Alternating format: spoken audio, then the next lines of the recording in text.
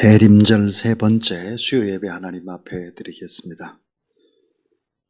오직 나는 주의 풍성한 사랑을 힘입어 주의 집에 들어가 주를 경외함으로 성전을 향하여 예배하리다. 주께 피하는 모든 사람은 다 기뻐하며 주의 보호로 말미암아 영원히 기뻐 외치고 주의 이름을 사랑하는 자들은 주를 즐거워하리다.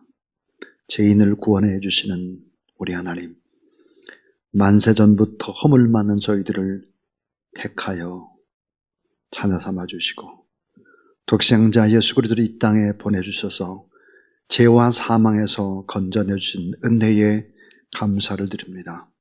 오직 하나님의 은혜로만 구원받은 저희가 하나님의 자녀된 감격을 안고 오늘도 성전으로 나와 수요 예배를 드립니다. 마음과 뜻과 정성을 다해 드린 우리 예배를 주님 흠양하여 주시옵소서. 높고 높은 하늘의 보좌를 버리시고 이 낮고 천한 곳으로 오셔서 십자가를 지신 성자 예수 그리스도를 사모합니다. 대림절 기간이 깊어갈수록 우리의 심령은 주님께로 더욱 가까이 다가가기를 원합니다. 모든 영광을 성삼위일체 하나님께만 올려드리오며 우리 예배를 받으시는 구주 예수 그리스도의 이름으로 기원하옵나이다. 아멘. 우리 104장 찬송 하나님 앞에 올려드립니다.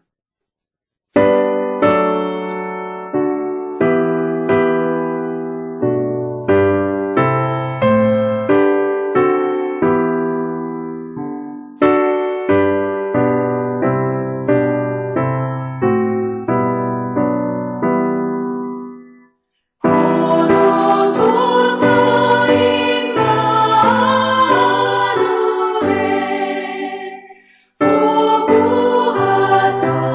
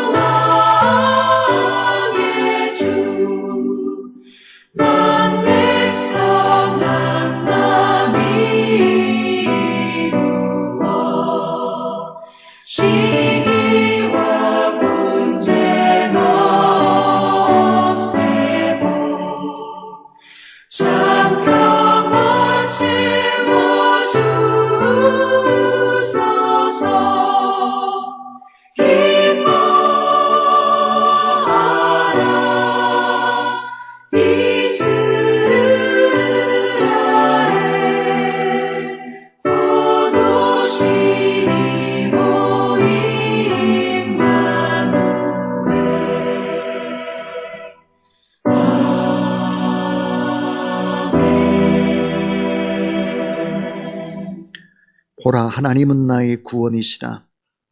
내가 신뢰하고 두려움이 없으리니 주 여호와는 나의 힘이시며 나의 노래시며 나의 구원이심이라. 그러므로 너희가 기쁨으로 구원의 우물들에서 물을 기르리로다. 그날에 너희가 또 말하기를 여호와께 감사하라. 그의 이름을 부르며 그의 행하심을 만국 중에 선포하며 그의 이름이 높다 하라.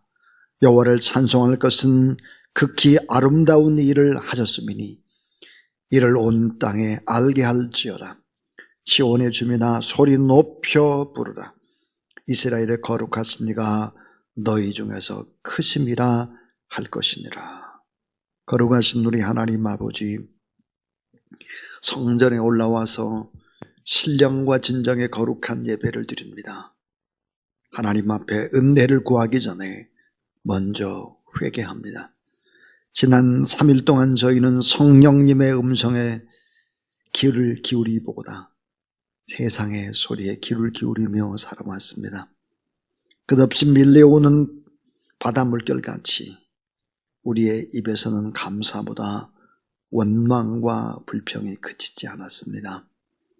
마음 중심에는 하나님의 섭리를 믿지만 행동으로는 하나님의 놀라운 역사하심을 온전히 신뢰하지 못했습니다.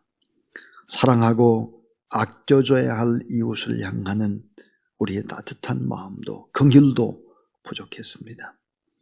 하나님의 나라를 위해 써야 할 육신의 지체들을 오히려 즐거움의 도구로 사용을 했습니다. 참 마음으로 회개하오니 이 모든 죄악들을 용서해 주시고 원망 가득했던 입술 속에 감사와 찬양이 다시 돌아오게 해주시고 카락을 위해 사용했던 우리의 육신이 주님의 뜻을 이루는 의의 병기로 우리를 회복시켜 주시옵소서.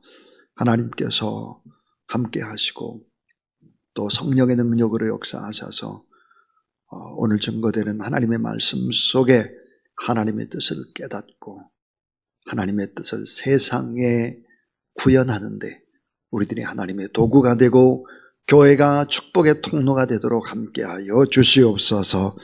우리 구주 예수 그리스도 이름으로 기도하옵나이다. 아멘. 오늘 우리에게 주실 하나님의 말씀은 로마서 8장입니다. 로마서 8장 28절부터 29절까지 살아계신 하나님의 말씀입니다. 우리가 알거니와 하나님을 사랑하는 자, 곧 그의 뜻대로 부르심을 입은 자들에게는 모든 것이 합력하여 선을 이루느니라. 하나님이 미리 아신 자들을 또한 그 아들의 형상을 본받게 하기 위하여 미리 정하셨으니 이는 그로 많은 형제 중에서 맏 아들이 되게 하려 하심이니라. 아멘. 오늘 저는 탄생과 죽음의 축복 그런 제목으로 두 번째 하나님의 말씀을 증거하겠습니다. 여러분이 잘 아는 작가 최인호라고 하는 작가가 2005년도에 혀암 즉 설암 진단을 받았습니다. 그리고는 8년 동안 긴 투병 생활을 하게 되죠. 많은 말을 해야 했던 사람이 이제 말을 잘하지 못하게 된 것이죠. 그랬다가 결국 이제 8년 후에 하나님의 나라로 가게 됩니다.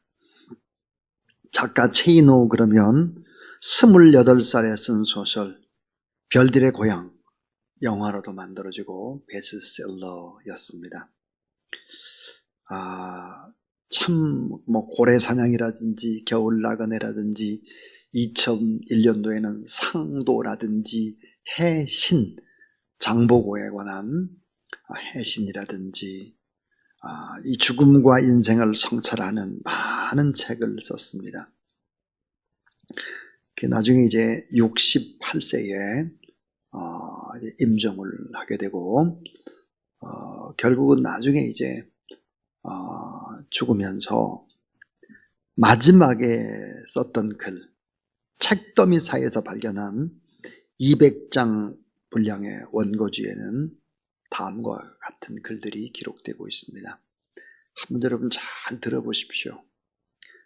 오늘의 이 설교가 이 탄생과 죽음이라고 하는 이 면에 있어서 얼마나 중요한 내용인지 모르겠습니다. 자, 200장 분량의 원고지, 마지막 투병 생활 끝에 말은 못하는데 썼던 글입니다. 주님, 이 글을 쓰는 지금도 눈물이 흐릅니다. 눈물 속에서 저는 지금 이 순간 많은 진실함을 고백드립니다. 저는 지난날 출간한 책들을 읽으면서 깊고 깊은 회의에 빠져 있습니다. 병에 걸리기 전 쓴 책들이 너무나 부끄럽습니다. 이제는 거짓말쟁이가 되고 싶지 않습니다. 오직 단 한 분, 우리 주님께만은 진실하고 싶습니다. 오직 우리 주 예수 그리스도 단 한 분, 저에겐 그 한 분뿐입니다. 그러하 우리 주님 만년필을 잡은 제 손 위에 거짓이 없게 하옵소서. 제 손에 성령의 입김을 부디 부어 주시옵소서. 그러면서 이제 200자 원고의 분량에 글을 남겼습니다. 작가 체이노의 유고집 책 제목은 눈물입니다. 그 눈물이라는 책 속에 이런 내용이 또 나옵니다. 9월 23일 오후 딸 다혜가 물었습니다. 아빠, 주님이 오셨어? 아니. 그 다음날 다시 다혜가 물었습니다. 아빠, 주님이 오셨어? 아직 안 오셨어. 그 다음날 9월 25일에 다혜가 또 물었다. 아빠, 주님이 오셨어요? 주님이 오셨다. 이제 됐다. 이제 다 됐다. 그리고는 2013년 9월 25일 오후 7시 2분 주님 곁으로 돌아갔습니다. 자, 여러분, 이 유명한 체이노라는 작가, 엄청난 많은 책을 썼습니다. 이분이 쓴 책 가운데 이런 책도 있습니다. 나는 아직도 스님이 되고 싶다. 나는 아직도 스님이 되고 싶다. 한때는 스님이 되고 싶어 했던 사람이죠. 근데 결국은 나중에 예수 그리스도를 영접하고 주님 품으로 돌아갔습니다. 자, 여러분, 죽음이라고 하는 것은 뭘까? 유명한 죽음학을 오랫동안 강의해온 정현채 서울의대 교수는 이런 얘기를 합니다. 죽음은 사방이 꽉 막혀있는 벽이 아니라 다른 세계로 이동해서 돌아가는 문과 같다 그랬습니다. 존재가 소멸되는 것이 아니라 죽음은 다 끝나는 것이 아니다. 왜 사람들이 죽음을 두려워할까? 죽음은 내가 다 소멸된다고 생각하기 때문에 두려워하는 것입니다. 이 세상 많은 사람들이 다 두려워하죠. 태어남과 죽음은 분리된 것이 아니다. 이게 바로 이제 기독교의 중요한 사상 가운데 하나입니다. 또 하나 이 정현채 이 교수는 이런 얘기를 하고 있습니다. 죽음은 축복의 시간이다 그랬습니다. 여러분, 이 죽음이라고 하는 이 강의를 계속해서 듣고 인생이란 뭔지 이런 것들을 듣게 되면 어떤 효과가 있을까? 일본 고등학교에서 1년에 12시간씩 죽음에 관한 강의를 했습니다. 그 뒤로 왕따와 폭력과 자살이 크게 줄었다 그래요. 그러니까 너무 천박스러운 사람들에게 죽음이 무엇인지를 꼭 가르쳐야 한다라고 하는 것이죠. 죽음의 교육, 오늘 우리나라의 초, 중, 고등학교, 대학, 이 죽음의 교육이 꼭 필요한 것이다. 이 정현채 교수는 그렇게 얘기를 합니다. 또 죽음이라고 하는 것은 뭘까? 승리다. 승리. 죽음은 이어진 것인데 죽음이 또 다른 축복을 가져오는 승리다. 이런 얘기를 하고 있습니다. 자, 오늘 저는 탄생과 죽음의 축복에 관한 이야기를 이제 잠시 증거하려고 합니다. 자, 첫 번째입니다. 첫 번째는 믿음의 사람을 공격하는 4가지의 세력이 있다는 거예요. 자, 우리가 하나님을 믿어요. 예수 그리스도를 영접했어요. 믿음의 사람을 계속해서 공격하는 3가지가 4가지의 세력이 있다 그래요. 로마서 8장이 이야기하는 그 4가지 세력, 무슨 세력일까 하는 것입니다. 그 하나는 로마서 8장 31절에 보니까 우리를 대적하는 세력이 있다는, 우리를 대적해요. 자, 우리가 행복 못하도록, 건강 못하도록, 우리가 복된 인생을 바라보고 희망차게 살아야 되는데 대적하는 세력이 있다는 거예요. 자, 대적의 세력이 있다. 또 하나는 뭘까? 로마서 8장 33절이니까 우리를 송사하는 세력이 있다 그래요. 여러분, 송사가 뭡니까? 소송하는 거예요. 고발하는 것입니다. 법원에 요구하는 절차, 판결을 요구하는 거예요. 우리를 고발하는 고발. 우리를 계속해서 고발하는 세력이 있다는 거예요. 너 예수 믿는다고 해서 그렇게 살아도 안 되잖아. 네가 무슨 예수 믿어? 구원 받았어? 거짓말 같아. 이렇게 공격한다는 거죠. 대적하는 세력이 있고 송사하는 세력이 있다. 또 하나는 로마서 8장 34절에 보니까 우리를 정죄하는 세력이 있다 그랬어요. 여러분, 정죄가 무엇입니까? 판결을 땅땅땅 때리는 거예요. 자, 민법 몇 조 몇 항, 또 형법 몇 조 몇 항의 의거, 피고는 이런 벌금과 이런 형에 처한다. 땅땅땅. 이게 정죄예요. 우리를 정죄하는 세력이 있다는 거예요. 그래서 어떻게 해야 되나? 우리를 정죄하는 세력, 이 세력을 위해서 하나님께서 하신 일이 보니까 우리를 위해서 싸워주시고, 하나님의 아들이 우리를 위해서 싸워주시고, 그 다음에 간구해 주시고, 성령께서 탄식으로 우리를 위해서 기도해 주신다 하는 거예요. 자, 또 하나 믿음의 사람을 공격하는 4번째 세력이 뭘까? 그리스도의 사랑에서 끊으려는 세력이 있다는 거예요. 그리스도의 사랑에서 끊으려는 세력, 여러 가지 환경의 어려움들을 준다는 거예요. 자, 그리스도의 사랑에서 끊어내려는 세력이 뭘까? 우리에게 환난, 곤고, 핍박, 기근, 적신, 위험, 칼, 이런 세력들이 있다는 거예요. 자, 그리스도의 사랑, 예수를 믿어도 별게 아니네. 하나님이 사랑이시여 전능하시지도 않아. 막 그렇게 공격한다는 거예요. 근데 로마서 8장 37절은 이렇게 얘기를 합니다. 그러나 이 모든 일이 뭐예요? 환난, 곤고, 핍박, 기근, 적신, 위험, 칼. 이 모든 일에 따라하세요. 우리를 사랑하시는 이로 말미암아 넉넉히 이기느니라. 이거를 넉넉히 이긴다는 거예요. 다 이길 수 있다는 거예요. 그래서 믿음의 사람들을 공격하는 이런 세력들이 있다 하는 거예요. 예수 그리스도를 믿었는데도 왜 평안함과 행복과 이런 것이 없느냐? 이렇게 말하는 사람들에게 오늘 성경은 믿음의 사람을 공격하는 4가지 세력이 있다.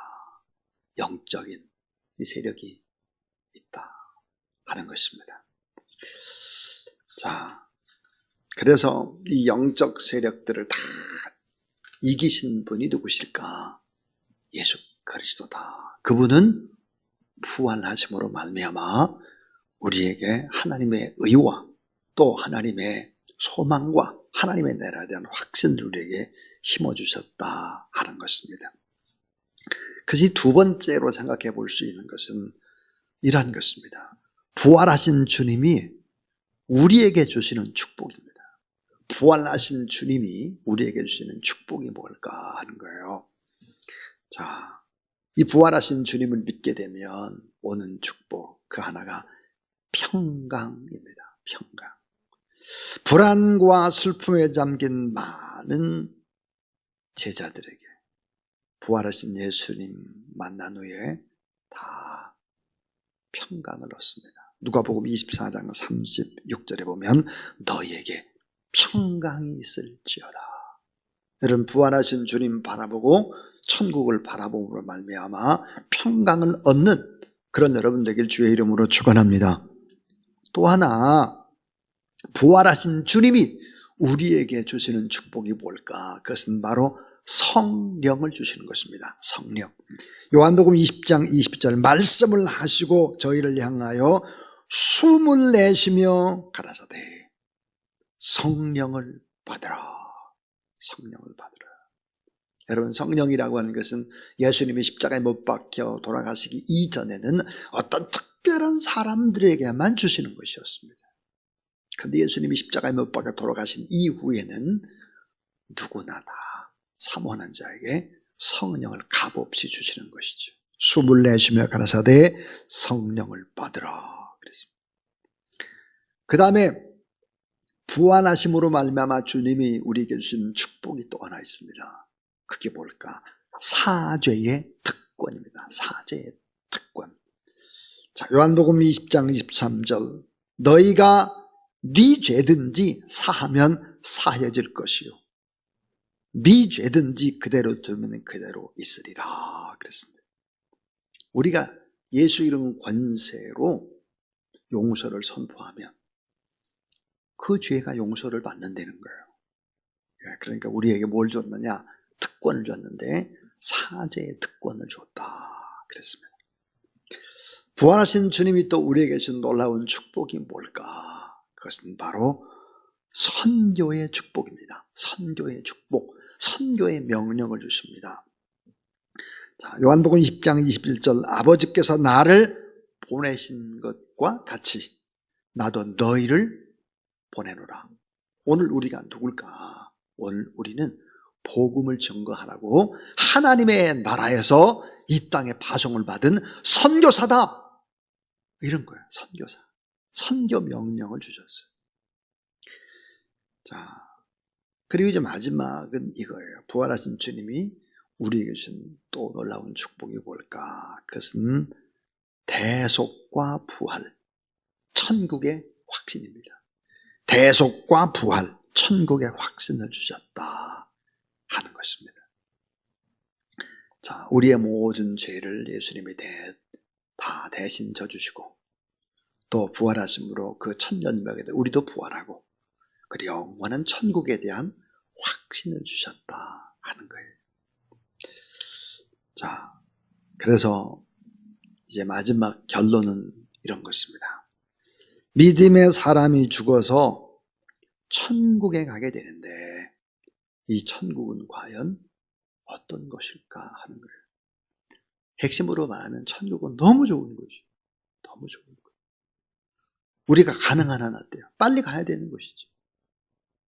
사명을 다 마친 후에는 빨리 가야 되는 놀라운 축복된 곳이 바로 천국이다 하는 것입니다. 그래서 천국은 최고의 새로운 삶이 시작되는 거예요. 최고의 새로운 삶이 뭐죠? 결혼 생활이에요. 좋은 신랑을 만나서 좋은 신부와 함께 신랑 신부가 함께 새로운 삶을 시작하는 것이다. 새 하늘, 새 땅, 새 예루살렘, 새 집, 신혼의 새 집, 만물을 새롭게 하고 전부 다 새 생명수. 다 새로운 시작입니다. 그러니까 이 새로운 시작, 신랑이 기다리고 있는 그 너무나 아름다운 곳. 그 다음에 하나님을 직접 대면해서 볼 수 있는 곳이다 그랬어요. 하나님의 장막의 사람들과 함께 있는 곳, 그들과 함께 계시리니 하나님은 친히 그들과 함께 계셔서 얼굴과 얼굴을 맞대고 보는 것입니다. 하나님을 직접 보는 거죠. 찬양 가운데 이런 찬양이 있어요. 지금은 희미하게 보이나 그때는 주를 맞대고 보리.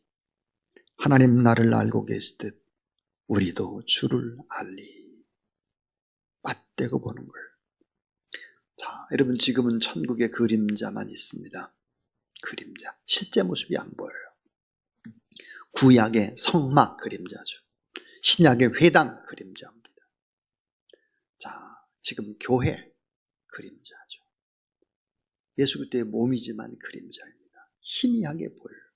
근데 우리 죽게 되면은 천국은 성전이 필요 없죠. 왜요? 어린 양 예수 그리스도가 성전이기 때문에 그때는 맞대고 보리 그랬어요. 직접 대면해서 볼 수 있는 곳입니다. 또 이 천국이라고 하는 것은 악이 절대로 존재하지 않는 것, 모든 눈물을 그 눈에서 닦아주시고 사망이 없고 애통하는 것이나 곡하는 것이나 아픈 것이나 다시 다 있지 않더라. 다시 말하면 두려움이 다 떠나간 거예요. 두려움. 그 두려움이 없어요. 또 천국은 어떤 곳일까? 영원한 만족만 있는 곳입니다. 영원한 만족. 여러분 이 세상은 영원한 만족이란 있을 수가 없잖아요. 이 세상의 사람들, 이 세상의 사랑과 좋은 것은 다 뭐예요? 갈증을 주는 것입니다. 실증과 권태기를 주는 거죠. 처음에는 좋다가 나중엔 다 나빠집니다. 흠이 있어요. 만족할 수가 없어요. 흠이 없는 사람이 없어요. 다 이게 모자라고 저게 모자라고 부족하고 다 그렇죠. 자, 천국은 영원한 만족만 있는 곳이다. 우리의 목마름이 늘 이 땅은 있잖아요. 근데 성경에 보니까 뭐라고 되어 있느냐? 목마른 자에게 값 없이 주신다 그랬어요. 다 갈증 나는 세상, 온전하지 못한 세상인데 천국은 영원한 만족이 있는 곳이다. 그리고 따라하세요. 완전한 상속과 승리가 있는 곳. 예, 완전한 상속이 있어요. 상속. 하나님의 나라를 통째로 받아요. 이 땅에서 애쓰고 수고한 모든 것에는 상급이 있어요. 그리고는 승리가 있는 곳이다 그랬어요. 그래서 이기는 자는 이것들을 상속으로 받으리니 나는 그의 하나님이 되고 그는 내 아들이 되리라 그랬습니다. 그래서 바울은 고린도서 15장 55절부터 58절에 이런 얘기를 하고 있습니다. 사망아, 너의 승리가 어디 있느냐? 사망아, 내가 쏘는 것이 어디 있느냐? 사망이 쏘는 것은 죄요, 죄의 권능은 율법이라. 우리 주 예수 그리스도로 말미암아 우리에게 승리를 주시는 하나님께 감사하노라. 그러므로 내 사랑하는 형제들아, 견실하며 흔들리지 말고 항상 주의 일에 더욱 힘쓰는 자들이 되라. 따라하세요. 이는 너의 수고가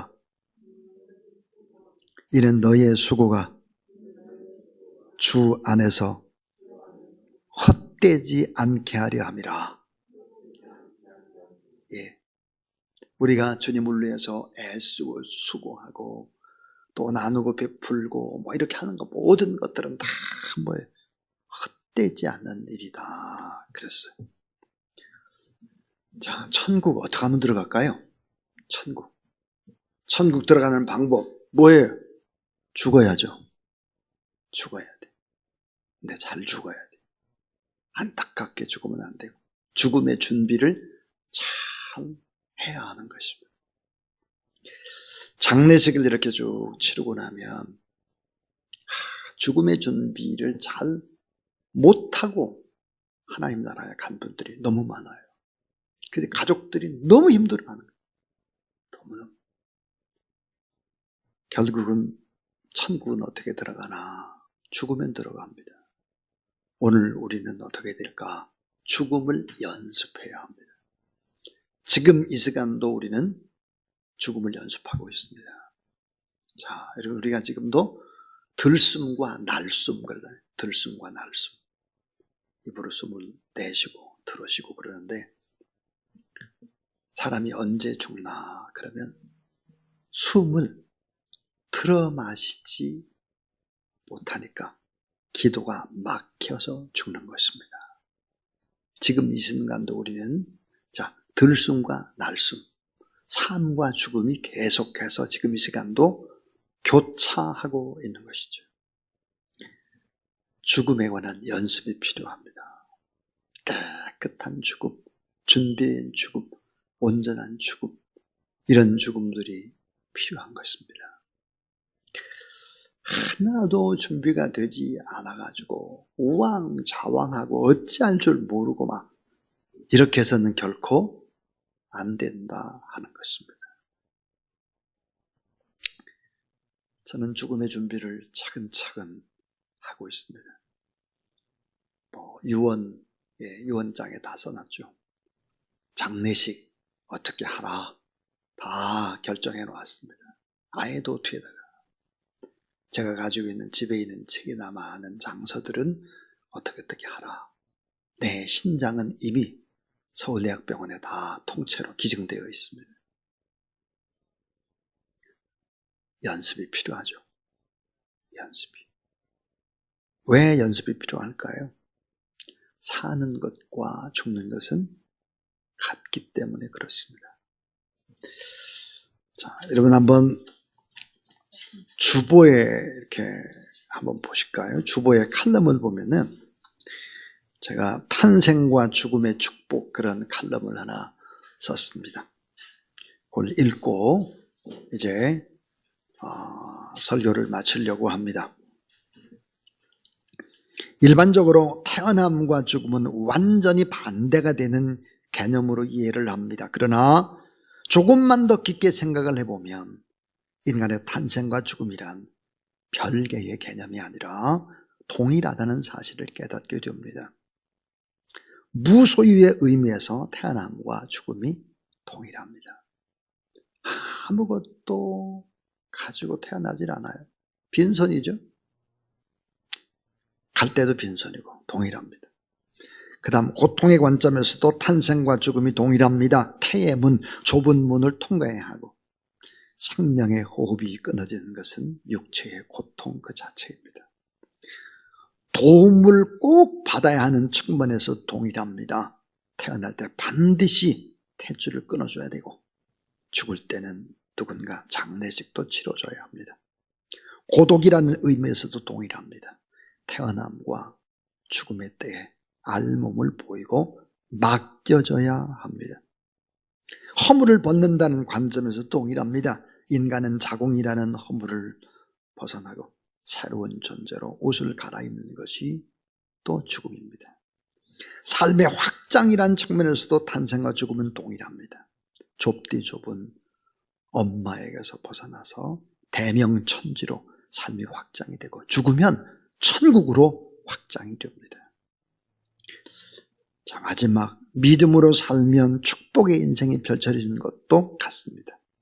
새로운 태어남, 새로운 소망과 영생의 기쁨입니다. 믿음으로 산 자에게 진정한 천국이 있습니다. 이런 소망을 가지고 믿음으로 살아가는 그런 여러분 되기를 주의 이름으로 축원합니다. 488장 하나님 앞에 이 몸의 소망 무언가 하나님 앞에 찬양을 드리겠습니다.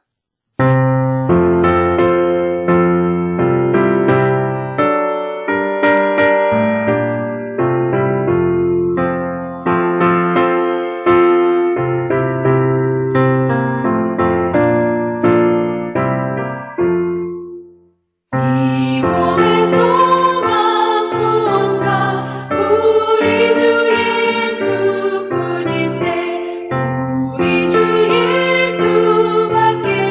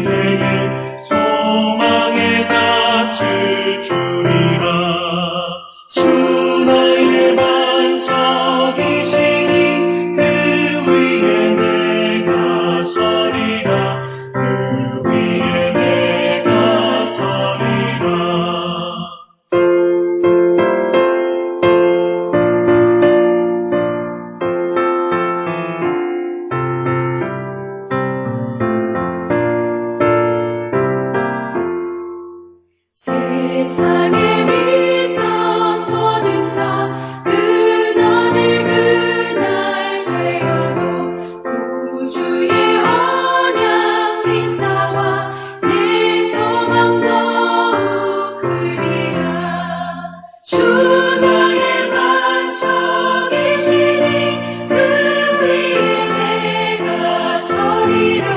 그 위에 내가 서리라. 바라던 천국 올라가 하나님 앞에 배울 때 구주의 의를 입어 어여시 바로 서리라. 주 나의 반석이시니 그 위에 내가 서리라. 그 위에 내가 서리라.